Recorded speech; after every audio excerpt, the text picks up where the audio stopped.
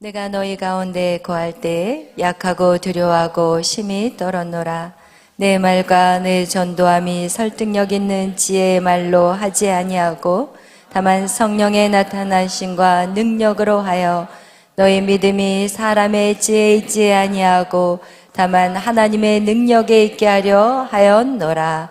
아멘. 기도하겠습니다. 사랑해 주님 감사합니다.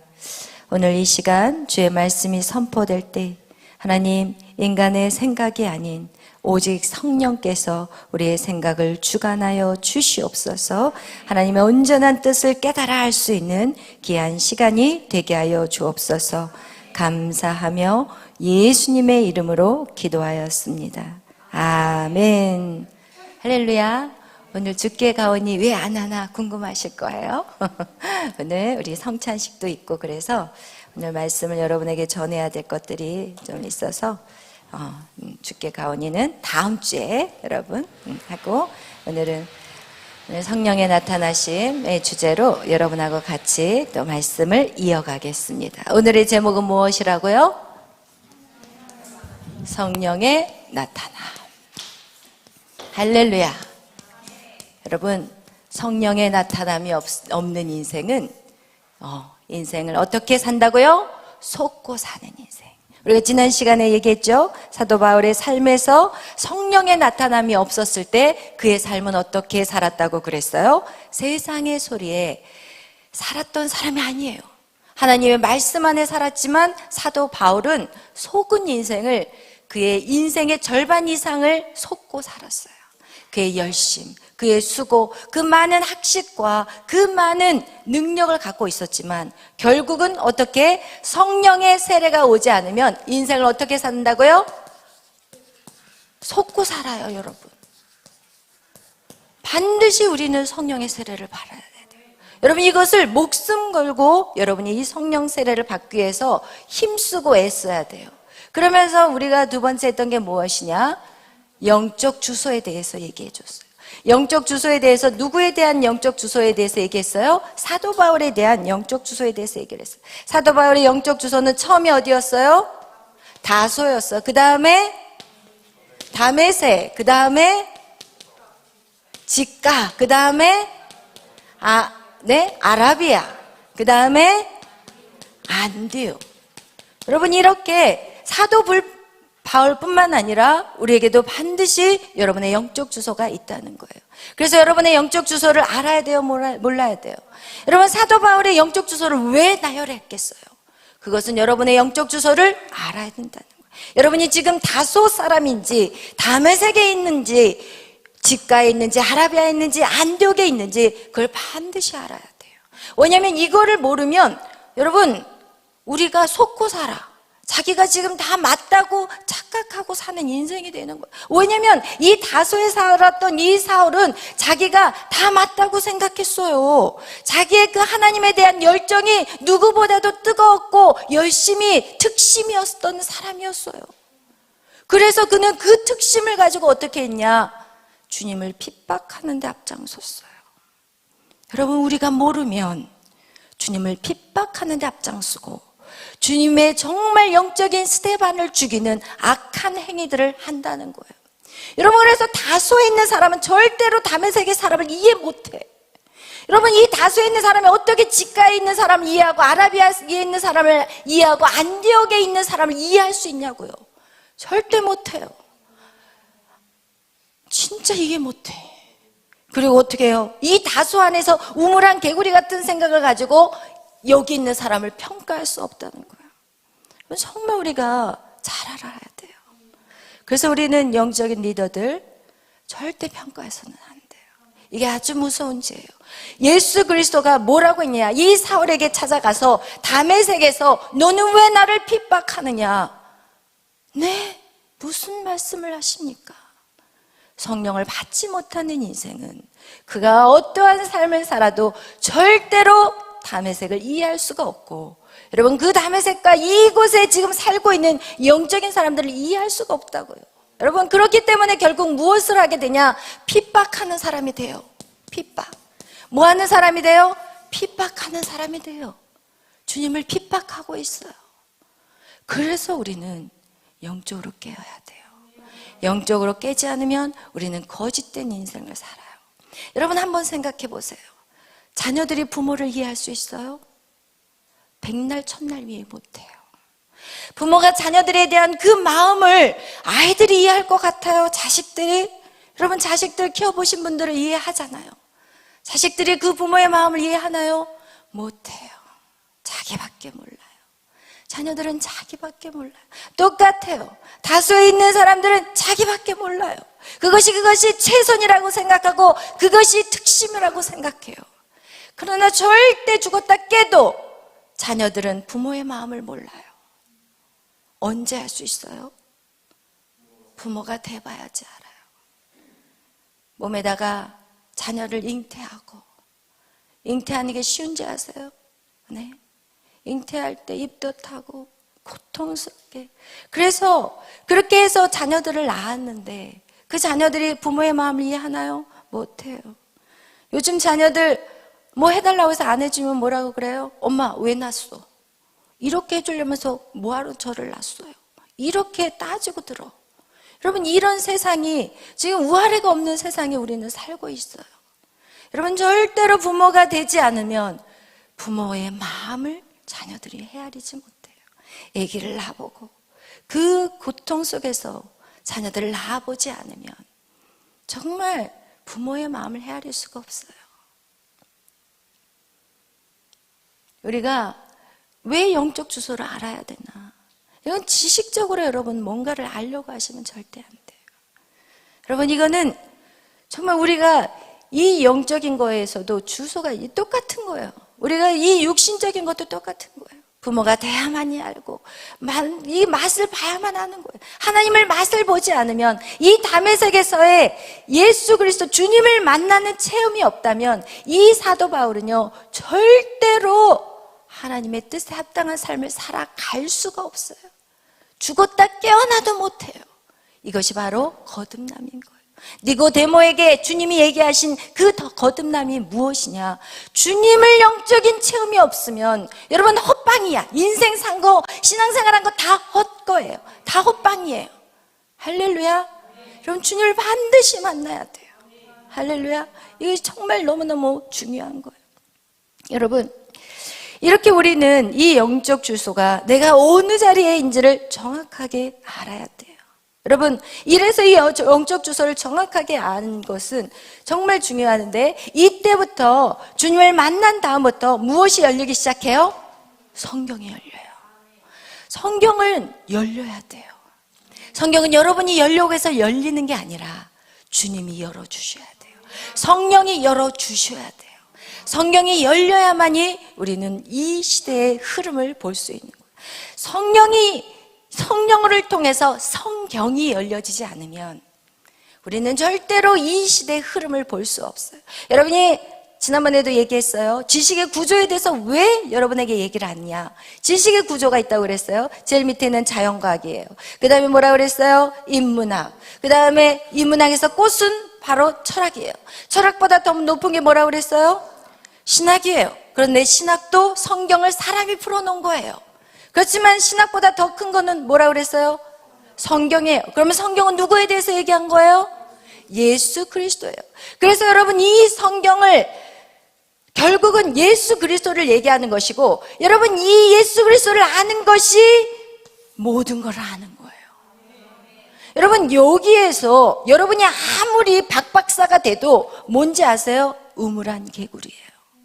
여러분 너무 답답해. 솔직히 말하면 성경이 성령에 의해서 열려진 사람들에게는요 아무리 자기가 무슨 박박사를 하고 외국에서 무슨 하버드를 나왔다고 해도 그 사람 얘기 듣고 있으면요 머리 골치가 깨지는 것 같아. 너무 답답해. 그러나 시골 할머니 이거 전혀 몰라도 예수 그리스도를 만난 그 시골 할머니의 얘기가 오히려 은혜로워요.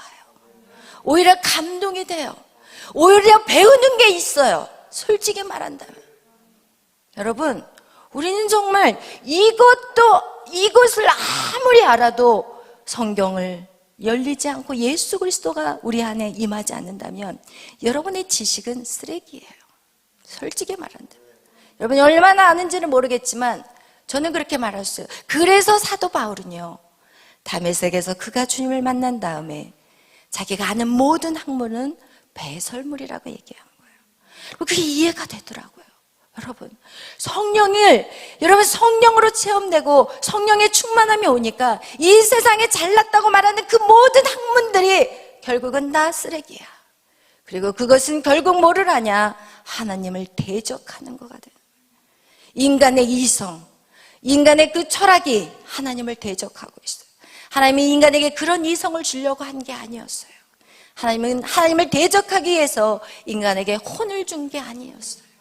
하나님은 자유의지를 통해서 하나님을 사랑하기를 원했던 거예요. 할렐루야.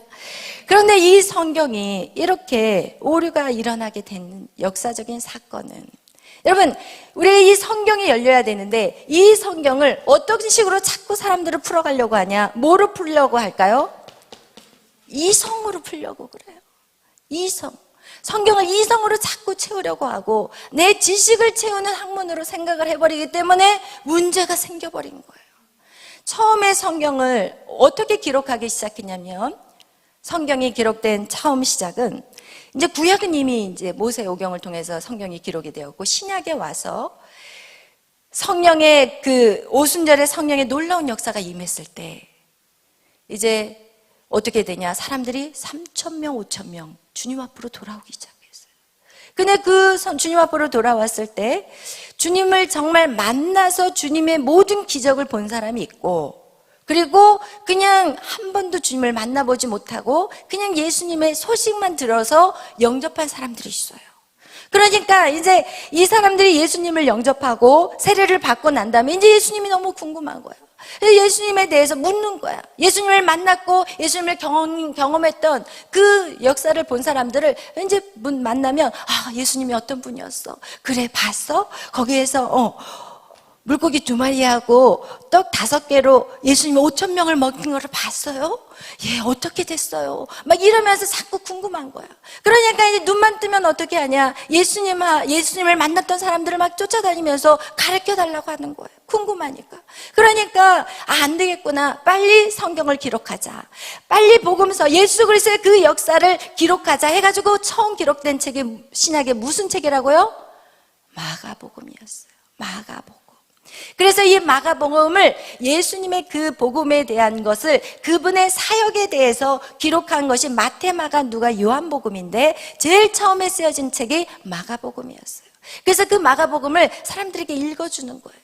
그러니까 읽어주다 보니까 이제 저쪽에서 먼 지역에서도 초대를 하는 거예요. 왜냐하면 오순절의 성령의 역사는요, 그 예루살렘에서 일어났지만 그때 오순절 성령 역사에 임한 사람들은 많은 디아스포라, 그 누구예요? 다른 지역에서 살고 있었던 사람들이 유월절을 지키기 위해서 다 몰려들었고, 그래서 그 오순절의 성령의 역사를 봤기 때문에 그들이 이제 다시 자기가 살던 지역으로 갔을 거예요. 그리고 나서 이제 사람들을 초대하는 거야. 야, 여기 와서도 마가복음을 좀 읽어줘. 이러면서 사람들을 초대해서 읽는데, 이제 읽다가 보니까 어때요? 멀리서 왔으니까, 수고가 많았으니까 그들에게 뭘 줄까요? 사례비, 연보를 주는 거예요. 이 돈이 들어가고 오가기 시작하니까 어떻게 돼요? 이제는 이 사람들이 이제 많이 불리워지면 불리워질수록 주머니가 두둑해지는 거예요. 그러니까 마가복음을 읽을 때 어떤 사람이 이제 더 많이 초대를 받느냐? 더 재밌고 아주 사람들에게 혹 빠져들게 읽는 사람들이 인기가 좋은 거예요. 그러니까 어떻게 하냐? 이 마가복음을 그 당시만 해도 이걸 다 사본으로 필사해가지고 성경을 인쇄 기술이 없었기 때문에, 그러니까 다 이거를 기록하다가 어떻게 하냐? 재밌고 더 사람들의 흥미를 부추기기 위해서 자기들이 여기에다가 막 어떻게 해요? 더 인용한 거를 막 만들어버리고 막 재밌고 즐겁게 막 써버린 거예요. 그리고 나서 이 AD 4세기경에 성경이, 신약이 다 끝났는데 200년 동안 이거를 자기들이 멋대로 성경을 어떻게 해요? 만들어버린 거예요. 그래서 이거 더 이상 안 되겠다. 그래서 성경을 어떻게 하냐? 그 사도들이 쓴 사본만 빼놓고 나머지는 다 불태워버렸어요. 싹 청소해버렸어요. 왜냐하면 말도 안 되는 소리들을 막 해버렸기 때문에. 그리고 나서 그 사본을 로마의 로마의 그 도서관에다가 깊이 넣어놔버리고, 그리고 나서 기독교의 교리에만 대해서 누가 거기에 있는 이제 허락된 사람들만 그거를 읽고, 신부들만 읽고, 그리고 교리에 대해만 가르치고, 일반 사람들은 아예 성경을 가까이 갈 수도 없게 만들어 버렸어요. 근데 그 기간에 누가 일어난지 아세요? 그 기간에, 성경이 그냥 닫혀있는 그 기간에, 성경이 일반 사람들에게 전달되지 않는 그 기간에 누가 일어났냐? 바로 이슬람이 일어난 거예요. 여러분, 마호메토, 그죠? 이슬람. 앞으로 우리의 전쟁은요, 이슬람의 전쟁이에요. 여러분, 이 이슬람에 대해서 여러분이 잘 한번 지켜보세요. 이슬람이 지금 어떻게 움직이고 있는지. 이 마호메토가 성경에서 몇 개를 도둑질해 갔냐면 80%를 도둑질해 갔어요. 80%. 여러분, 이단은요 성경을 완전히 배제하지 않아요. 여러분, 잘 알아야 돼요. 신천지 성경 배제하지 않아요. 그들이 이 성경을 갖다가 도둑질해 갔어요. 그리고 나서 거기에다가 자기 계시를, 마호메토도 똑같아요. 거기에다 자기 계시를 20%를 붙였어요. 그리고 나서 어떻게 해요? 이단이라는 뜻은요, 끝이 빗나간 거예요. 차라리 아예 성경으로 시작하지 않는다면 사람이 넘어가지를 않아요. 근데 성경으로 시작했다가 끝을 흐려버리는 게, 이게 바로 이단이에요. 여러분, 80%, 20%를 자기의 계시로 집어넣어요. 이게 바로 이슬람의 코란. 이것이 팽배해졌어요. 그리고 그들이 뭐라고 얘기하냐면, 야, 생각해봐. 성경은 오류가 있어. 성경이 진짜라면 왜 성경책이 없어져 버렸겠어? 그거는 잘못된 책이기 때문에 성경책을 싹 태워버린 거야. 이러면서 거의 그들이 몇백 년 동안 그 성경이 없는 상태에서 이슬람이요. 그래서 사도 바울이 그렇게 전도 여행을 이 안독에서부터 시작한 1차, 2차, 3차, 4차로 인해서 전도한 그 유럽과 소아시아 모든 지역들이 싸그리 넘어가 버렸어요. 이때 넘어가고. 여러분, 우리가 생각할 때, 아니 그렇게 전도를 했는데 왜 어떻게 넘어갈 수 있어? 여러분, 그렇게 중요한 거예요. 그럼 우리가 이 말씀을 가르치고 교육하는 거, 이 인쇄 문화 너무너무 중요한 거예요. 이 책이 있다는 거 너무너무 중요한 거예요. 그래서 성경은 어떻게 돼버렸어요? 사라져버리고 나니까 이슬람이 그때 성장을 해버린 거예요. 그래서 지금 이슬람에게 우리 기독교는 거의 패배 상태예요, 지금. 그런데 이것을 어떻게 하냐? 다시 안 되겠다 깨달은 사람이 누구였냐? 바로 종교개혁자 마르틴 루터였어요. 마르틴 루터 그리고 칼빈을 통해서 안 되겠다, 성경을 빨리 다시 사람들에게 다 보급을 해야겠다. 이래서 그것을 독일어로 그리고 또 각 나라 말로 다 번역을 해가지고 성경을 싹 다시 깔았어요. 그러면서 그들이 그렇게 했으면 그 다음에 성령으로 나갔어야 되는데, 그들이 이 앞에서 이런 일들로 인해서, 과거의 역사로 인해서 어떻게 하냐? 야, 너희들 이제 성경책에다는 아무것도 적지 마. 성경에다가 줄도 치지 마. 성경에다 뭘 적는다면 이제 너희들 감옥에 들어가는 거예요. 그래서 그 당시에는요, 성경은 나눠줬지만 사람들이 성령으로 성경을 풀 수 있는 것을 막아버렸어요. 그런데 존 버년이 성경을 읽다가, 로마서를 읽다가 거기서 본 거야. 우와. 그래서 이거를 갖다가 성령을 통해서 이 성경을 풀고 싶은데 나라에서 규제가 돼버리니까, 그래서 그가 쓴 게 철로역정. 철로역정이라는 소설을 써요. 그리고 그걸 통해서 정말 복음에 대해서, 구원에 대해서 정확하게 기록한 책이 바로 철로역정이에요.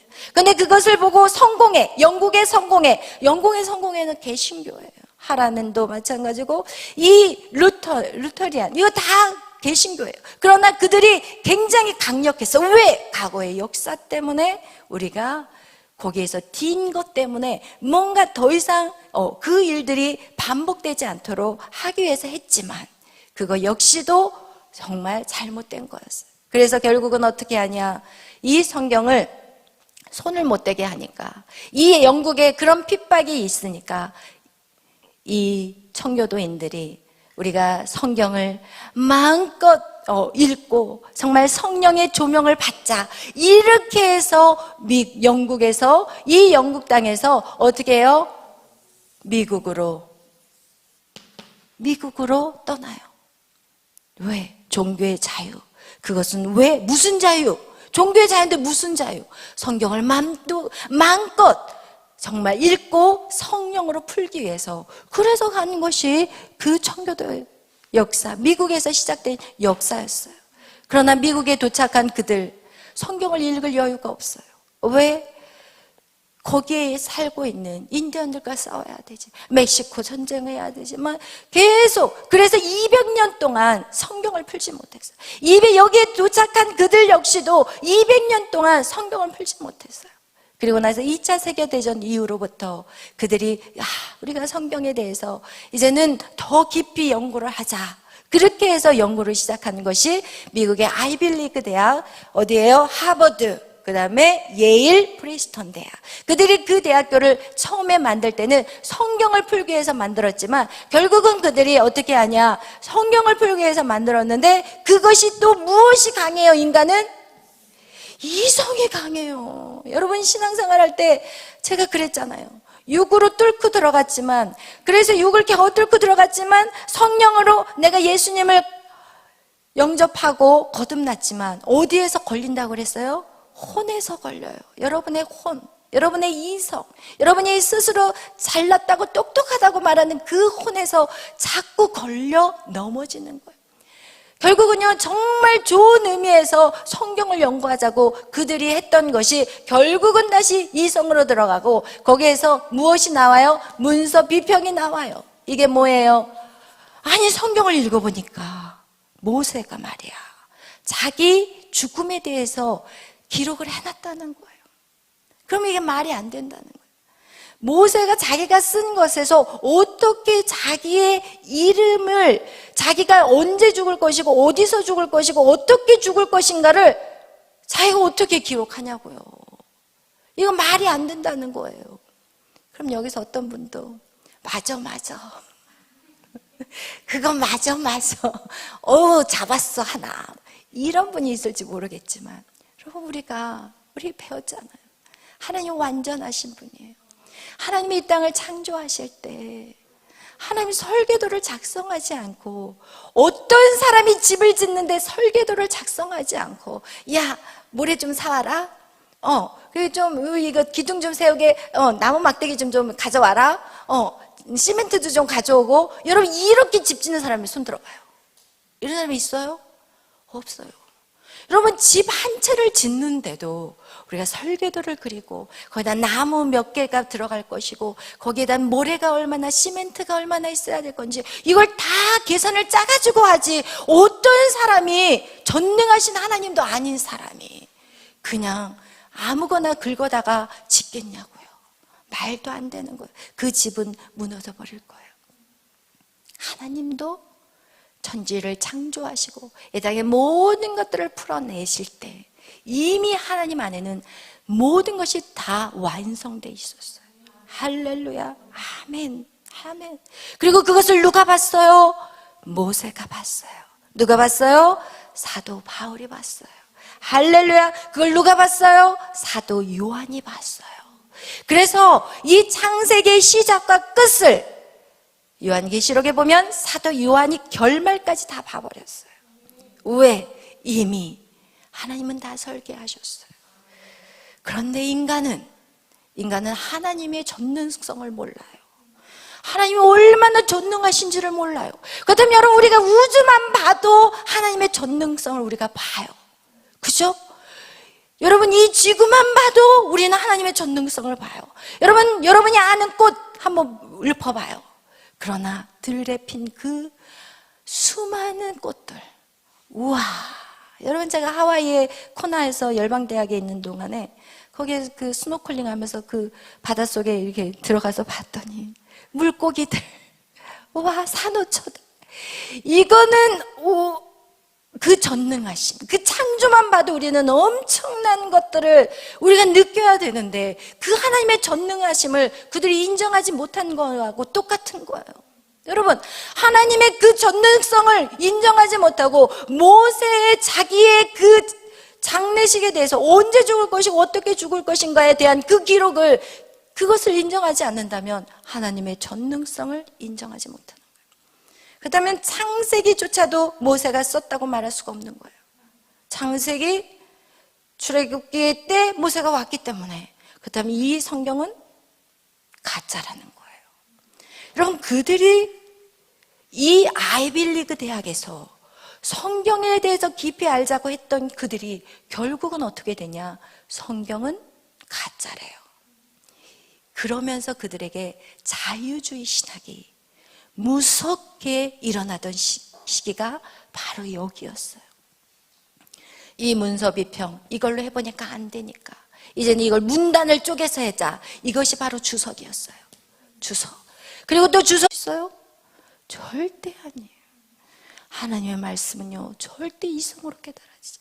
그렇기 때문에 여러분 뭘 받아야 돼요? 성령이 와야 돼요. 성령이 안 오면 바울과 같은 인생을 살 거예요. 그리고 나서 주님 앞에 뭐라고 얘기하실 거예요? 주님 앞에서 뭐라고 얘기할 것이에요? 오히려 핍박하는 자가 되는 거예요. 주님을 핍박하는 자. 여러분, 이렇게 자유주의 신학자들, 지금 이 자유주의 신학자들, 근데 이 가운데서도 항상 복음은 어때요? 꿈틀거려요. 복음은요, 사라지지 않아요. 그게 하나님의 능력이에요. 하나님의 복음은요, 위대하고 크게 나타나지 않아요. 예수 그리스도가 이 땅의 베들레헴에서 마구간에서 태어난 것 같이, 예수 그리스도가 헤로드 왕의 그 대궐에서 왕자로 태어났다면 그렇게 짓밟히지 않았을 거예요. 그러나 복음은요, 참 은밀하고 숨겨지게 와요. 그래서 모든 사람들이 예수를 죽이는 그 상황까지 그들의 지혜가 정말, 우리 한번 보겠어요. 우리 오늘 성경 읽었던 거 고린도전서 2장 우리 6절부터 8절까지 읽겠습니다. 6절부터 8절 읽겠어요. 시작. 그러나 우리가 온전한 자들 중에서는 지혜를 말하노니 이는 이 세상의 지혜가 아니요 또 이 세상에서 없어질 통치자들의 지혜도 아니요 오직 은밀한 가운데 있는 하나님의 지혜를 말하는 것으로서 곧 감추어졌던 것인데 하나님이 우리의 영광을 위하여 만세전에 미리 정하신 것이라. 이 지혜는 이 시대의 본 통치자들이 한 사람도 알지 못하였나니 만일 알았더라면 영광의 주를 십자가에 못 박지 아니하였으리라. 아멘. 할렐루야. 여러분, 이 지혜, 여러분 우리 지혜 좋아하잖아요. 그죠? 이 지혜, 이 세상의 지혜가 아니라는 거예요. 이 세상에서 없어질 통치자들의 지혜도 아니라는 거예요. 이 지혜, 이 지혜는 은밀한 거래요. 할렐루야. 은밀한 가운데 있는 하나님의 지혜라는 거예요. 은밀해요. 이거는 드러나거나 모든 사람들이 볼 수 있는 것이 아니라 감추어져 있대요. 할렐루야. 이 지혜는 감추어져 있어요. 그래서 하나님이 우리의 영광을 위해서, 왜 감춰놓은지 아세요? 하나님의 자녀들의 영광을 위해서. 이 지혜에 숨겨져 있는 이 지혜를 여러분들이 잡고 그것을 정말 좁은 길, 의의 길로 걸어갈 때 하나님의 영광의 자리, 그 지혜를 따라오는 여러분에게 하나님의 영광이 동일하게 임하기를 원하십니다. 할렐루야. 여러분, 이 몇 절이에요? 8절. 이 지혜는 이 세대의 통치자들이 한 사람도 알지 못했대요. 알았다면 어떻게 했어요? 예수님을 십자가에 못 박지 않았어요. 절대로 안 죽였어요. 아멘. 아멘. 근데 이 지혜는 누가 알 수 있을까요? 그 다음 읽어봐요. 기록된 바 시작. 기록된 바 하나님이 자기를 사랑하는 자들을 위하여 예비하신 모든 것은 눈으로 보지 못하고 귀로 듣지 못하고 사람의 마음으로 생각하지 못하였다함과 같으니라. 오직 하나님이 성령으로 이것을 우리에게 보이셨으니 성령은 모든 것 곧 하나님의 깊은 것까지도 통달하시느니라. 아멘. 할렐루야. 아멘. 여러분, 성령 받아야 돼요. 그래야만이 이 꿈틀거리는 복음 안에 여러분도 속하는 거예요. 아멘. 여러분, 이 꿈틀거려요. 어떻게 해요? 이 하버드, 예일, 프리스톤, 여러분 이렇게 이성, 인간의 가장 최고의 이성으로 꽂고 올라갈 때 거기에서 나온 교수가 있었어요. 그게 바로 누구냐? 저는 이름을 봐야 돼. 여러분 같이 머리가 똑똑한 사람들은 그거를 다 기억을 하지만 저는 그건 또 이름을 좀 봐야 되겠어. 프리스턴 대학교의 교수 레이천 교수였어요. 레이천 교수가 아니야, 성경은 가짜가 아니야, 하나님은 살아계셔, 성경은 진짜야, 이 성경을 오직 성경은 살아있는 하나님이라고 이러면서 어떻게 해요? 이 레이천 교수가 따로 나와서 신학교를 세워요. 그게 웨스트민스터 신학교예요. 제가 미국에 가봤거든요. 하버드 대학도 가보고 그리고 이 웨스트민스터 신학교도 가봤어요. 학교가 아니에요. 그냥 학원이에요. 작아. 그런데 그 시작한 학교는 작았어요. 학원같이 작아요. 그러나 복음은 어디서 시작하냐? 작은 데서 다시 꿈틀거리며 살아나기 시작해요. 그리고 또 누가? 루이스 벌코프라는 사람이 칼빈 신학교를 세워요. 그래서 웨스트민스터가 이 칼빈 신학교는 보수 정통 신학교라고 얘기해요. 거기에서부터 어떻게 다시 복음이 시작되었는데 이 프린스턴 대학의 레이천 교수님이 나오시면서 같이 따라 나온 학생이 있었어요. 그분이 한국에 있는 김지천, 김치선, 그죠? 김치선 그 목사님이셨어요. 거기에서 따라 나와서 웨스트민스터 신학교를 세우고 그리고 그분이 한국에 와서 김치선 그 교수님이 한국에 와서 이제 좋은 명문 신학교를 들어갔죠. 교수로. 그래서 거기서 뭐라고 얘기하냐? 교수를 앉혀놓고 성경은 쉬운 거니까 집에서 읽게 하고 여기서 가르치는 것은 신학만 가르치라는 거예요. 그러니까 김치선 그 박사가 이거는 말도 안 된다. 그래서 따로 나와서 학교를 세운 게 대한신학교. 할렐루야. 그래서 대한신학교는요, 성경만 가르쳤던 신학교예요. 근데 거기에서 누가? 정광훈 목사님 거기를 나오셨어요. 근데 지금은 대한신학교가 많이 변질됐다고 얘기를 하더라고요. 그런데 어쨌든 초기에 오직 성경만 가르치는 신학교가 바로 대한신학교예요. 그와 같이 여러분 성경이 우리 안에 열려야 돼요. 근데 그것은 오직 어떻게 열려요? 성령으로만 열린다는 거예요. 여러분 그래서 우리가 그것을 꼭 기억하셔야 돼요. 오직 성경은 우리가 이성으로 풀어서는 절대 안 된다는 거예요. 오직 성령으로만 우리가 그걸 풀 수 있다는 거예요. 그래서 예수님 역시도요, 동일한 사역을 하셨어요. 예수님도 어떤 사역을 하셨어요? 다소, 다메섹, 직가, 아라비아, 안디옥 다 달랐어요. 이름은 이렇게 정해져 있었지만 예수님의 사역을 보면 수많은 무리, 할렐루야, 수많은 무리 예수님을 따라다녔어요. 왜 따라다녔어요? 먹을 거, 입을 거, 물고기, 보리떡, 자기 질병 고치려고 따라다녔어요. 그리고 거기에서 어떤 명이 있어서 500명의 형제들이 있었어요. 500명의 형제들은 예수님이 승천하셨을 때, 너희들 모여서 기도해. 성령이 곧 몇 날이 못 되면 성령이 올 거야. 이렇게 해서 남아있는 사람이 500명. 수많은 무리들에게는 그런 말 하지 않았어요. 그런데 여기에서 다 떨어지고 몇 명이 남았어요? 120명 성도가 오순절에 성령의 역사를 경험하게 되었어요. 여러분 이렇게 해서 예수님도요, 그의 사역에 12명의 제자가 있었고 3명의 코워커가 있었어요. 3명의 이 제자들은요, 예수님의 깊은 비밀을 보여주셨어요. 그러나 달랐어요. 영적인 세계를 여러분이 지금 여러분이 알고 있는 그 세계가 다라고 생각하지 않으셔야 돼요. 그리고 더 깊은 속에서 지금 하고 있는 사람들을 여러분이 뭐라고 말해서는 안 돼요. 이것이 지금 우리의 이 영적인 주소들은요, 예수님의 사역에서도 동일하게 일어났고, 그리고 사도 바울의 삶에서도 동일하게 일어났어요. 우리가 정확하게 이 삶을 알아야 되는데, 이 수많은 무리, 그들이 바로 예수 그리스도를 십자가에 죽인 자들이에요. 예수 그리스도를 십자가에 죽이셨어요. 그리고 역시나 예수의 제자들 역시도 성령이 임하기 전에는 어떻게 했어요? 한 명은 예수를 팔았고 11명은 어떻게 했어요? 다 도망갔어요. 그렇기 때문에 성령은 와야 돼요.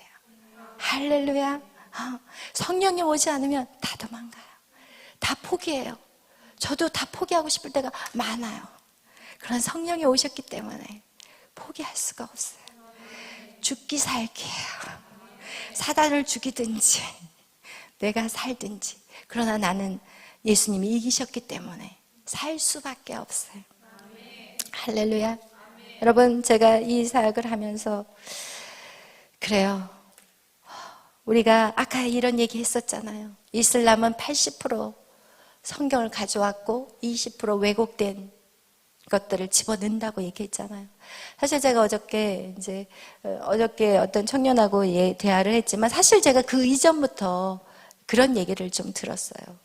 무슨 얘기를 들었냐면 그 정광훈 목사님에 대한 얘기들. 근데 저는 그래요. 제가 무분별하게 누군가를 쫓아가거나 이런 사람 절대 아니고 내가 사돈이기 때문에 그분을 쫓아가는 거 절대 아니에요. 왜냐하면 하나님이 제 마음을 이 시간 아시기 때문에. 그래서 제가 사실은 전혀 그분에 대해서 내가 몰랐고 메리 때문에 한 거예요. 메리 때문에, 솔직히 말한다. 그런데 저는 처음에 봤을 때, 처음 만났을 때 어떤 그런 안 좋은 이미지가 있었다고 했잖아요. 그러나 제가 정말 이 복음, 저도 이 매일 밤 예배드리고 제가 이 복음에 대해서, 성령에 대해서, 성령님이 제 안에 계시기 때문에 저는 항상 어떤 일을 결정할 때 기도하지 않고는 결정하지 않아요. 중요한 일들을 할 때, 사소한 거는 넘어갈 때가 참 많지만 정말 이 중요한 어떤 일들을 할 때는 정말 기도하거든요. 근데 그분의 어떤 말씀들을 제가 정말 이분이 복음을 제대로 전하느냐, 이게 저한테는 굉장히 중요한 이슈였어요. 다른 걸 다 떠나서, 애국운동을 다 떠나서 사실은 이분의 그 복음, 예수 그리스도를 전하는 이 복음, 이 하나만을 가지고 제가 처음에 이 정광 목사님을 한번 어떤 분인지 알아가고 싶었기 때문에. 근데 그분이 전하는 이 복음은 놀라웠어요. 솔직히 말해서 저한테는 굉장한 감사였어요. 어떻게 이렇게 복음을 배울 수가 있었을까? 많은 주의 종들이 사실은 되게 교만하거든요. 목사가 되는 순간부터 가르치기만 하려고 하지 배우려고 하지 않아요. 이게 상당히 힘든 거거든요. 자기를 내려놓는다는 건 힘든 거거든요. 여러분, 사실 이 하계 성전을 이끌어가면서, 이 교회를 이끌어가면서 제 이름을 없애버리고 정광 목사님을 올린다는 거 저한테 쉬운 거 아니에요. 솔직히 말한다면. 그렇지만 저는 제 이름 없어도 돼요. 그것이 복음이라면. 사실. 그래서 제가 처음에 여러분에게 선포한 것도 이젠 청교도 신학으로 갈 겁니다. 이렇게 얘기한 것도 저는 아무것도 아니더라고요. 제가 이 복음에 대한 것들을 제가 들으면서, 예수 그리스도의 그 복음에 대한 말씀을 들으면서, 우와, 하나님, 저는 아무것도 아닙니다. 그동안 제 잘난 줄 알았습니다. 저는 쓰레기입니다. 솔직히 저는 그렇게 생각했어요. 그리고 진짜 복음, 제대로 가르칠 수 있는 복음이 있다면 저는 제 이름 없어져도 되고 이 땅에서 아무도 저를 몰라도 상관없어요. 왜냐하면 저는 하나님이 저를 알아주면 되니까. 할렐루야. 그렇지만 저는 이거는 정확했어요. 여러분에게 정확하게 가르쳐주고 싶었어요. 왜냐하면 복음이 변질되는 게 싫었어요. 그리고 저 잘났다고 하고 싶지 않았어요. 복음을 정확한 루트를 통해서 정확하게 여러분에게 전달하는 게 너무너무 중요하다고 생각해요. 그래서 제 이름은 지워버렸어요. 솔직히 말한다면 저는 이 사역 제 이름을 하지 않아요. 교회는 예수 그리스도가 머리여야 돼요. 할렐루야. 그래서 제가 정광 목사님을 이단으로 추종하는 거 절대 아니에요. 그러나 그분이 가르치는 복음에 대해서 그것은 정확한 거라는 거예요. 할렐루야. 아멘. 그런데 많은 그 왜곡된 생각들이, 세상의 수많은 전파들이 사실은 정광 목사님을 공격해 오고 있어요. 그것은 저는 예수 그리스도를 공격한다고 생각해요. 예수 그리스도 복음이 있는 곳은 공격을 받게 돼 있어요. 여러분, 그래서 지금 뭐 여러 가지 얘기가 다 있겠지만 저는 오늘 이런 얘기를 하고 싶었어요. 땅 파서 애국합니까? 저의 주제는 땅 파서 애국합니까? 땅 파면 돈이 나옵니까? 그거 가지고 나라를 살릴 수 있습니까? 절대 아니에요. 우리나라가 일본에서 이렇게 자유를 회복할 수 있었던 거는 그 누군가의 희생이 있었어요. 여러분, 저는 그 정강 목사님의 설교에서 어떤 설교를 들었냐면 하와이에 그 한국 사람들이요, 이승만 대통령이 계셨을 때만 해도 하와이에 그 그러니까 거의 그 노동자로 일한 사람들이 4,000명이에요. 오히려 미국이 하와이의 땅이잖아요. 근데 미국의 본토에 사는 그 한국인이 한 800명 정도라면 하와이에 있는 그 한국 사람들이 4,000명 정도 됐나 보더라고요. 근데 어떻게 그 하와이에 그 많은 한국 사람들이 들어갔느냐? 그 역사적인 기록을 보니까 한국이 너무 가난하게 살고 가난하게 막 먹을 것이 없이 사니까 미국에서 들어온 선교사들이 이 사람들을 그럼 먹을 거리라도 해줘야 되겠다. 그래서 어떻게 하냐? 하와이 노동자로 보낸 거예요. 왜냐하면 굶어 죽게 되어 있으니까 한국 사람들을 하와이로 보냈어요. 그리고 나서 그 하와이에서 노동자들이 어디에서 사탕수수 밭에서 그리고 매일 일해가지고 돈을 벌었어요.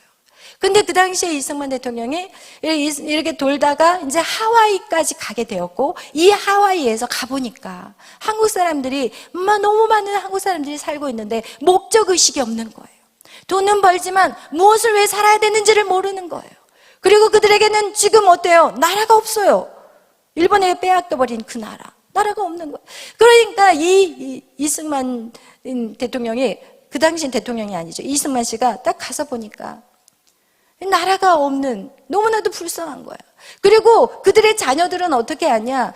돌봄이 없고 교육이 안 돼 있기 때문에 미국 사람들에게 또는 중국 사람들에게 팔려가는 거야. 특히 여자아이들은 팔려가. 그러니까 안 되겠다. 그래서 그분이 한 게 무엇이냐? 거기에서 뭘 시작했냐? 교육과 플러스 인쇄. 여러분, 인쇄가 뭔지 아세요? 인쇄? 책을 만들어내는 거예요. 정말 중요한 거예요. 지금 이 교육과 이 인쇄자가, 이거 누가 다 뺏어갔어요? 우리나라는 좌파가 다 뺏어가 버렸어요. 교육, 우리 학교 교육, 지금 교사들 다 망가져 버렸어요.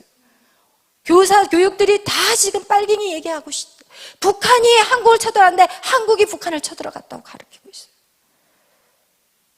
왜 말이 돼요? 근데 그것을 믿고 있어요, 아이들이. 다 뺏겼어요, 여러분. 근데 이승만 그분이 거기서 그 일을 시작한 거예요. 그리고 나서 학당을 만들고 학원을 만들어가지고 교육을 시키기 시작하고 그들에게 나라의 중요성을 가르치기 시작하고 그들에게 뭘 가르친지 아세요?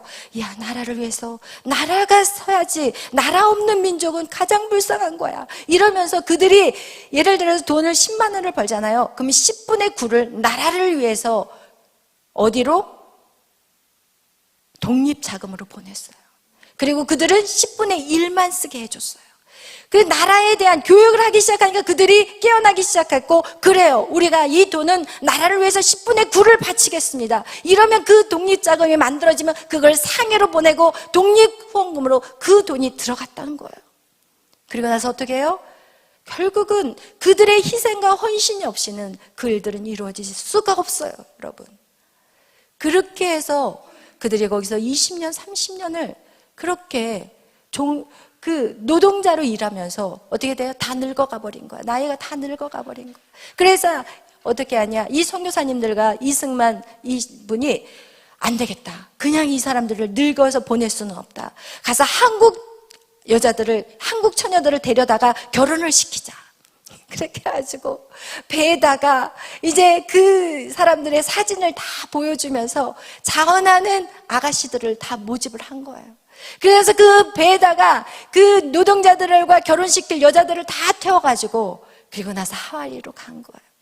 하와이로 갔는데 여자들이 도착해서 보니까 자기들을 이제 반겨 맞으러 온 그 남자들의 얼굴을 보니까 젊었을 때 찍은 사진인 거야.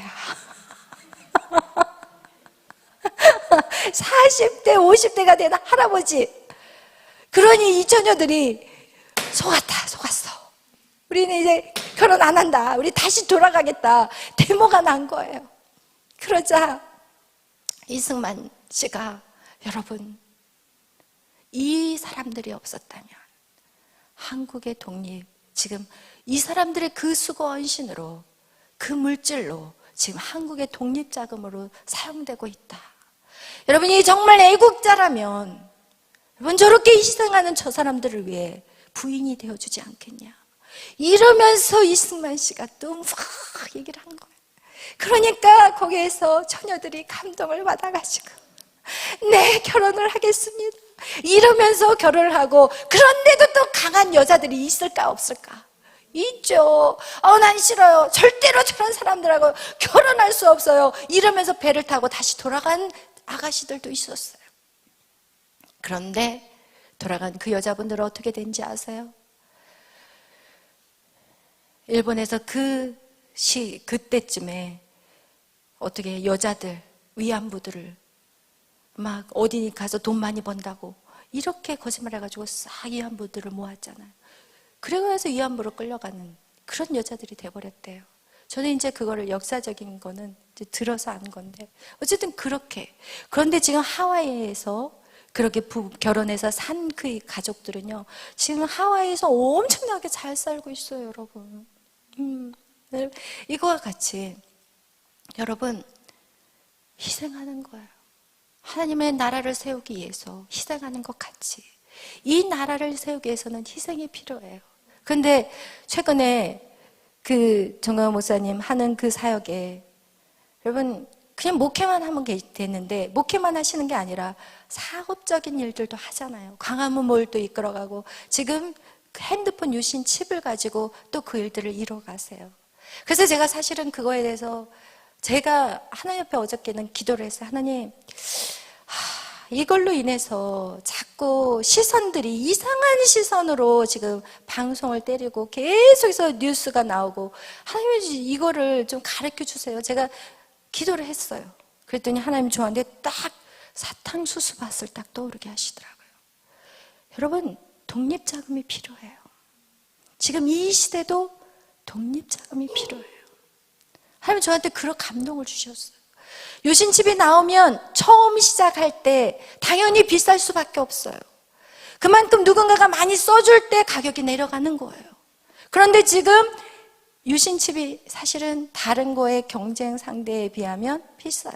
저는 사실 모르고 제가 알뜰폰을 쓰고 있거든요. 근데 사실은 그 통신사가 3개 회사 외의 것들은 없었었어요. 그런데 문재인 때 한 20-30개가 되는 그런 3개 회사 말고 다른 알뜰폰들이 많이 나왔거든요. 근데 그게 문재인이 좌파들에게 열어준 물꼬예요. 근데 저는 그걸 제가 알뜰폰을 오랫동안 썼다는 게 모르니까 이렇게 된 거예요. 몰라서. 그래서 제가 그걸 좀 자세히 물어봤거든요. 유신칩에 대해서. 그 다음에 우리가 많은 사람들이 그걸 사용하게 된다면 처음에는 액수가 많이 나갈 수가 있지만 쓰다 보면은 경쟁회사와 같은 액수로 나갈 수가 있고, 중요한 건 뭐냐? 저는 이게 애국이라고 생각했어요. 왜냐면 광화문에서 집회 한번 할 때 여러분 얼마 들어가는지 아세요? 큰 행사는 10억이 들어가요. 그리고 보통 행사는 3억에서 5억이 들어가요.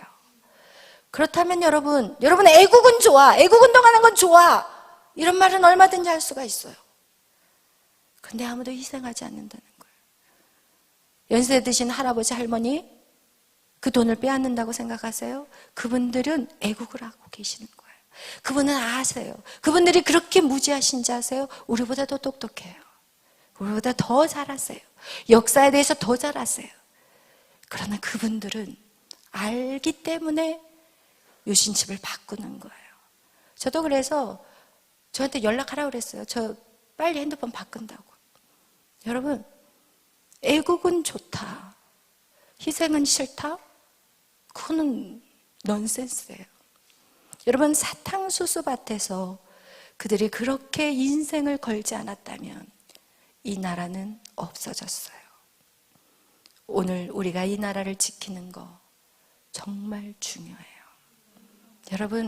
여러분이 사용하는 것들, 저도 정말 무지했기 때문에 그동안 이 엉뚱한 데다가 보태준 거예요. 그렇다면 우리는 정확하게 이 시대에 여러분이 어떻게 살아가야 될지 정확하게 아셔야 돼요. 어떤 분들이 이런 얘기를 해요. 지금 정강한 목사님에 대한 모든 언론들, 네, 80% 진짜예요. 진짜. 80% 이슬람 진짜예요. 그죠? 성경 그대로 갖고 왔어요. 그러나 20%를 어떻게 바라보느냐에 따라 이 80%를 이해하게 되는 거예요. 할렐루야. 여러분, 20%를 여러분이 성령의 음성으로 본다면 정강호 목사님은 대인이에요. 큰 일을 이루는 자예요. 그 대인이 하는 일을 소인이 어떻게 할 수 있어요? 여러분, 정강호 목사님이 나라를 위해서 쓴 돈이 그때 150억? 120억인가 150억이래요. 제가 정강호 목사님의 사돈이기 때문에 그 집을 가봤어요. 여러분, 집을 가봤다니까. 제가 어떻게 사시는지를 봤다니까요. 제가 저희 집에 사는 게 미안할 정도예요. 그분이 유신칩을 하고 무엇을 하고 어떤 걸 한다 할지라도 우린 다 동참해야 돼요. 그게 나라를 살리는 길이고. 여러분, 제가 여러분에게 소개하고 싶은 책이 이승만의 분노. 이 책 아직 구입 안 하고 읽지 않은 분들이 있다면 이 책을 꼭 읽길 바라요. 제가 이 책을 정강 목사님이 제가 설교를 들을 때마다 이 책에 대해서 계속 얘기를 하셨는데 제가 이 책을 읽으면서 굉장히 영적인 것들이 열리더라고요. 여기에서 보면은 그 미국에서 하와이에서 이승만 씨가 나라를 위해서 막 할 때 그분의 관심사는 오직 외교였어요. 왜냐하면 외교적인 것들이 열리지 않으면 우리나라 같이 이렇게 작은 나라는 해결이 안 돼. 누가 도와주겠어요? 솔직히 말해서. 우리나라를 누가 도와주겠냐고. 그렇기 때문에 이승만 씨가 한 거는 미국 땅에서 있는 동안 그 굵직굵직한 사람과의 유대관계를 이루었다니까요. 그래서 이승만 씨가 할 때는 이승만 씨만 있었던 게 아니라 이승만 씨만 있는 게 아니라 또 누구도 있었냐? 여기에 안창호 씨도 계셨어요. 그리고 여기 또 전 또 봐야 돼요. 다른 거는 못 봐도 이름이랑 이런 거는 좀 봐야 되기 때문에 이해해 주셔야 그 누구죠? 박누구라고 했는데 혹시 기억나시는 분 계세요? 박용만.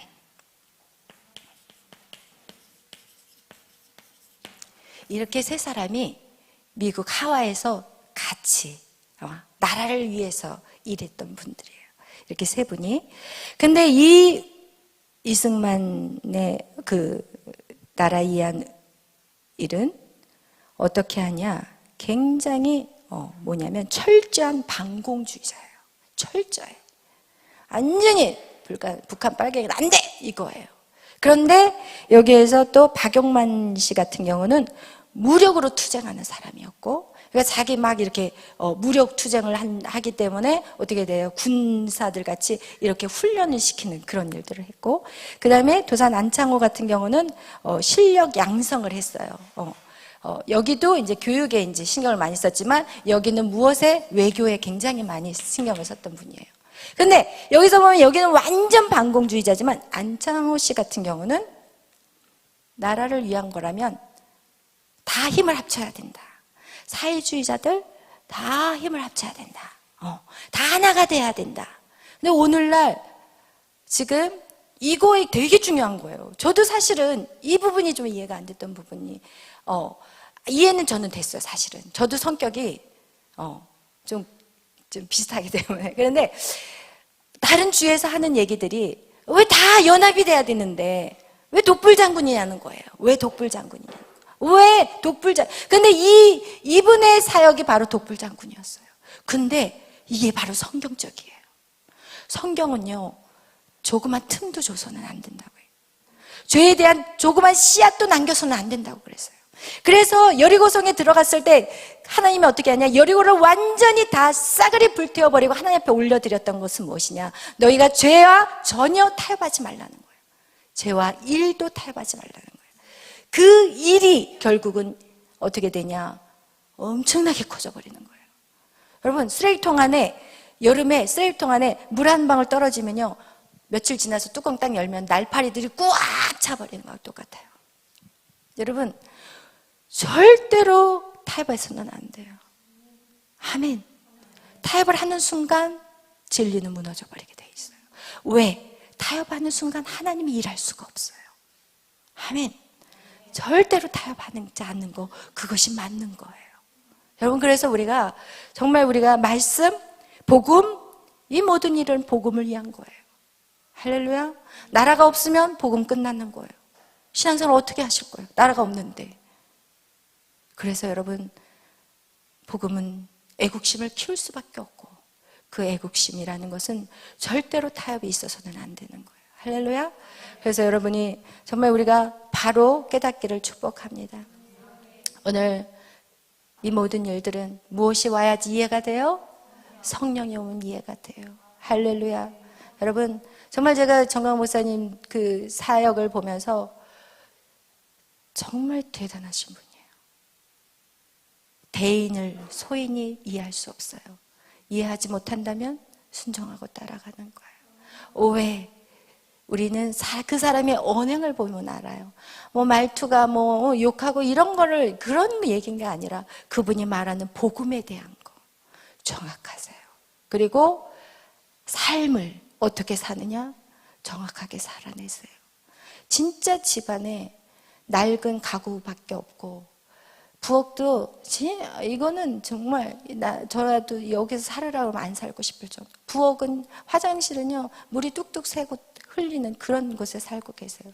그런 삶을 그분이 살아내고 있다면, 저는 제가 지금은 이해하지 못하는 부분들도 있을 수 있어요. 그러나 저는 바로 가는 길이라고 생각해요.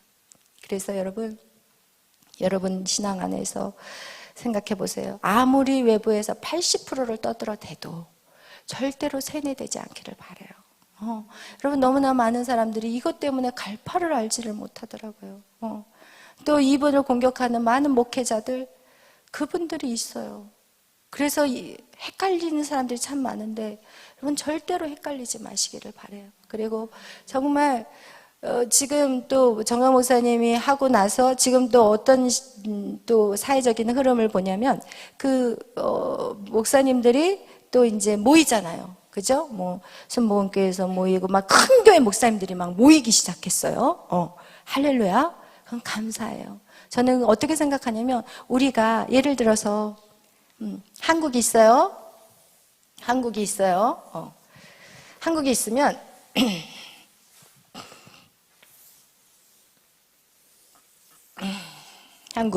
한국이 있어요. 그럼 여러분, 여기 한 38선이 딱 갈라져 있어요. 그러면 우리가 군대를 양성할 때 뭐가 있냐면 특공대가 있어요. 수색대, 특공대, 특공전사. 그 사람들이 먼저 어디를 들어가요? 먼저 들어가요. 그리고 어떻게 여기를 탈환해요. 그 다음 2번 타자들이 올라가는 거예요. 저는 그 일을 사랑제일교회가 한다고 생각해요. 특공대. 여러분, 목숨 걸고 가는 거예요.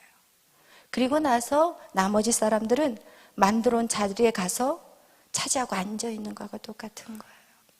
그만큼 공격이 세다는 거. 여러분, 그걸 꼭 기억하시고, 여러분이 우리가 복음, 예수 그리스도. 이승만 대통령은요, 다메섹이 있었을까요? 이승만 대통령 안에 있었어요. 한성 감옥에서. 한성 감옥에서 누구를 만났어요? 주님을 만났어요. 여러분, 주님을 만나시기를 바라요. 할렐루야. 그래서 여러분, 정말 주님 만나면 끝나. 여러분, 복잡하게 세상의 소리 다 정리가 돼버려요. 주님 딱 만나니까 싹 정리가 돼. 복잡하지가 않아. 나에게 집중하지 않게 돼. 여러분, 꼭 주님 만나면 끝장난다는 거 꼭 아시고, 여러분, 그렇게 해서 하나님의 나라를 이 땅 가운데 세워가는 저와 여러분이 되시기를 축원합니다. 아멘. 우리의 사는 것은 무엇을 먹을까, 무엇을 입을까가 아니에요. 우리는 사는 이유가 있다면 하나님의 나라예요. 아멘. 이 땅에 하나님의 나라가 돼야 돼요. 아멘. 무엇으로? 복음으로. 할렐루야. 아멘. 복음이 간 나라는 부강했고, 복음이 간 나라는 사람들이 살아났어요. 복음이 간 나라는 모든 것들이 형통해. 할렐루야. 그 일을 이승만 대통령이 하셨어요. 이 땅은 이승만 대통령의 복음, 그리고 북한은 김일성의 독재. 그러면서 지금 어떻게 시대가 바뀌었는지, 어떻게 바뀌었는지 안다면, 여러분, 복음이 우리를 살리는 것이라는 것을 기억하시기를 바라고, 여러분만 살 뿐만 아니라 다음 세대가 살 수 있도록 우리는 그 일들을 해줘야 되는 거예요. 아멘. 할렐루야. 기도하겠습니다.